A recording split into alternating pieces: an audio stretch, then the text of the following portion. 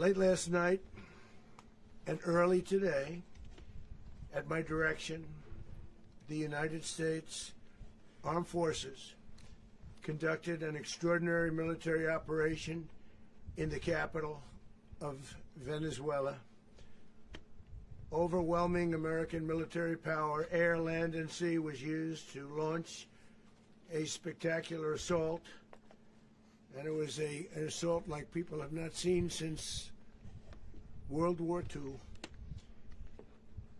It was a force against a heavily fortified military fortress in the heart of Caracas to bring outlaw dictator Nicolás Maduro to justice. This was one of the most stunning, effective, and powerful displays of American military might and competence in American history. And if you think about it, we've done some other good ones, like the attack on Soleimani, the attack on al-Baghdadi, and the obliteration and decimation of the Iran nuclear sites just recently in an operation known as Midnight Hammer. All perfectly executed and done.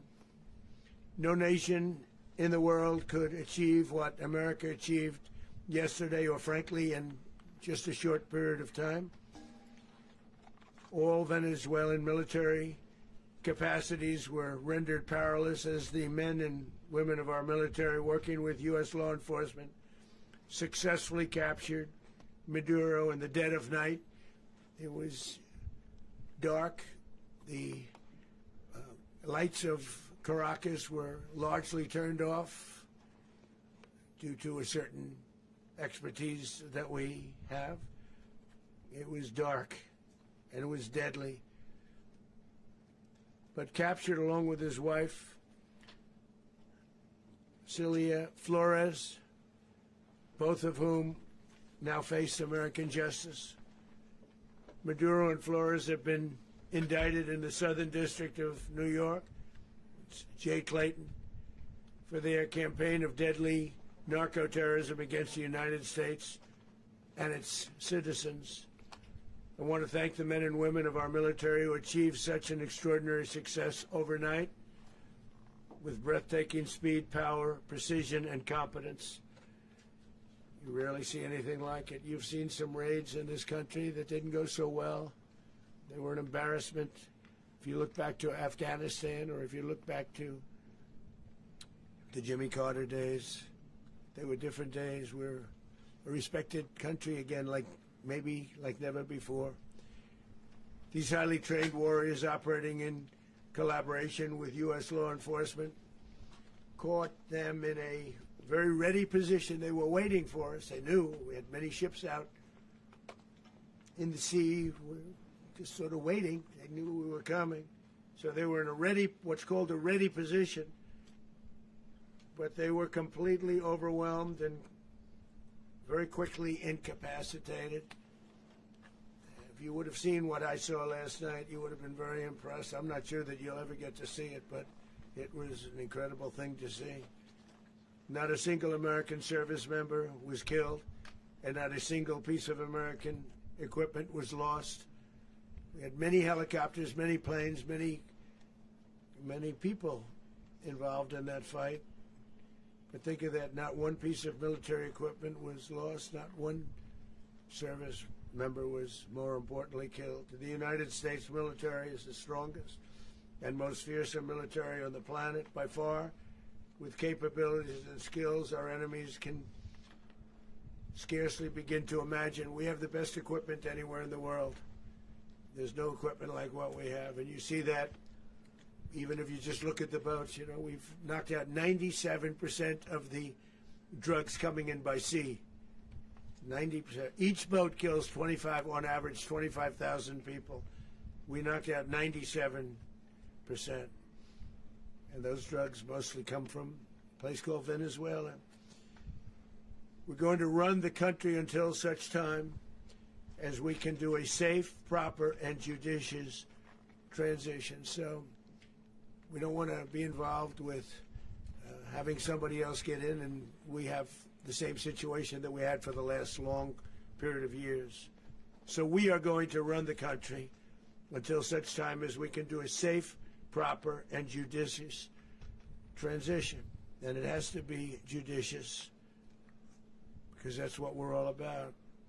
We want peace, liberty, and justice for the great people of Venezuela, and that includes many from Venezuela that are now living in the United States and want to go back to their country. It's their homeland. We can't take a chance that somebody else takes over Venezuela that doesn't have the good of the Venezuelan people in mind. We've had decades of that. We're not going to let that happen. We're there now, and what people don't understand, but they understand as I say this, we're there now, but we're going to stay until such time as the proper transition can take place. So we're going to stay until such time as we're going to run it, essentially, until such time as a proper transition can take place. As everyone knows, the oil business in Venezuela has been a bust, a total bust, for a long period of time. They were pumping almost nothing by comparison to what they could have been pumping and what could have taken place. We're going to have our very large United States oil companies, the biggest anywhere in the world, go in, spend billions of dollars, fix the badly broken infrastructure, the oil infrastructure, and start making money for the country. And we are ready to stage a second and much larger attack if we need to do so. So we were prepared to do a second wave if we needed to do so. We actually assumed that a second wave would be necessary, but now it's probably not. The first wave, if you'd like to call it that, the first attack was so successful, we probably don't have to do a second, but we're prepared to do a second wave, a much bigger wave, actually. This was pinpoint, but we have a much bigger wave that probably won't have to do. This partnership of Venezuela with the United States of America, a country that everybody wants to be involved with because of what we were able to do and accomplish, will make the people of Venezuela rich, independent, and safe. And it will also make the many, many people from Venezuela that are living in the United States extremely happy. They suffered. They suffered. So much was taken from them. They're not going to suffer anymore. The illegitimate dictator Maduro was the kingpin of a vast criminal network responsible for trafficking colossal amounts of deadly and illicit drugs into the United States. As alleged in the indictment, he personally oversaw the vicious cartel known as Cartel de las Solas, which flooded our nation with lethal poison, responsible for the deaths of countless Americans, many, many Americans. Hundreds of thousands over the years of Americans died because of him. Maduro and his wife will soon face the full might of American justice and stand trial on American soil. Right now they're on a ship. They'll be heading to, ultimately, New York, and then a decision will be made, I assume, between New York and Miami or Florida. But we have people where the overwhelming evidence of their crimes will be presented in a court of law. And I've seen it. I've seen what we have. It's both horrible and breathtaking that something like this could have been allowed to take place. For many years after his term as president of Venezuela expired, Maduro remained in power and waged a ceaseless campaign of violence, terror, and subversion against the United States of America, threatening not only our people, but the stability of the entire region. And you all saw it. In addition to trafficking gigantic amounts of illegal drugs that inflicted untold suffering and human destruction all over the country, all over, in particular, the United States, Maduro sent savage and murderous gangs, including the bloodthirsty prison gang, Tren de Aragua, to terrorize American communities nationwide, and he did indeed. They were in Colorado. They took over apartment complexes. They cut the fingers off people if they call police. They were brutal, but they're not so brutal now. And I just have to congratulate our military, Pete and everybody, and our National Guard, because the job that they've done, whether it's in Washington, D.C., where we have a totally safe city, where it was one of the most unsafe cities anywhere in the world, frankly, and now we have no crime in Washington, D.C. We haven't had a killing. We had the terrorist attack a few weeks ago. A little bit of a different kind of a threat, but we haven't had a killing in a long period of time, 6, 7 months. We used to have two, on average, 2 a week in Washington, our capital. We don't have that anymore. The restaurants are opening. Everyone's happy. They're going, they're walking their daughters, they're walking their children, their wives. They walk to restaurants. Restaurants are opening all over Washington, D.C. So I want to thank the National Guard. I want to thank our military. And I want to thank law enforcement. Been amazing. And they should do it with more cities. We're doing it, as you know, and we're doing it in Memphis, Tennessee right now, and crime is down. We've just sort of started a few weeks ago, but crime is down now 77%. And the governor of Louisiana called, great person, and he wanted us to help him, as you know, in a certain very nice part of Louisiana. And we have done that. It was a rough section, and we have crime down. I understand it's down to almost nothing already after 2.5 weeks. New Orleans, it's down to almost nothing, and we've only been there for 2.5 weeks. Can't imagine why governors wouldn't want us to help. We also helped, as you know, in Chicago, and crime went down a little bit there. We did a very small help because we had no working ability with the governor. The governor was a disaster, and the mayor was a disaster, but it knocked down crime. But we're pulling out of there. When they need us, we'll know. You'll know. You'll be writing about it.